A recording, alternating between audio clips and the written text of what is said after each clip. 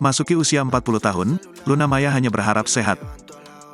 Luna Maya lebih mengkhawatirkan soal kesehatannya setelah menginjak usia 40 tahun. Sebab menurut Luna Maya, di usianya sekarang ini berpotensi muncul penyakit yang diakibatkan perbuatan waktu muda. Apalagi Luna Maya pernah alami sakit yang akibatkan dirinya harus berbaring cukup lama karena tidak kunjung sembuh. Bahkan Luna Maya sempat menangis gegara tidak segera mendapatkan kembali kesehatannya. Sehingga Luna Maya mengaku hanya ingin diberi kesehatan di usianya kini yang telah menginjak 40 tahun. Hal ini diungkapkan Luna Maya saat bicara soal definisi hidup bahagia versi dirinya saat ini. Menurut Luna Maya, semakin bertambah usia pemikirannya soal kebahagiaan terus berubah. Kalau ditanya waktu umur 20, my happy life adalah punya rumah yang bagus, punya mobil bagus, semuanya sifatnya materi. Umur 30 aku bisa bahagia kalau aku punya bisnis yang sustainable yang profitable, yang ini dan itu, lebih aku pengin direspek sama orang, ungkapnya. Saat memasuki usia 40 tahun, kekasih Maxime Boutir ini menginginkan kebahagiaan yang lebih sederhana tapi penuh makna.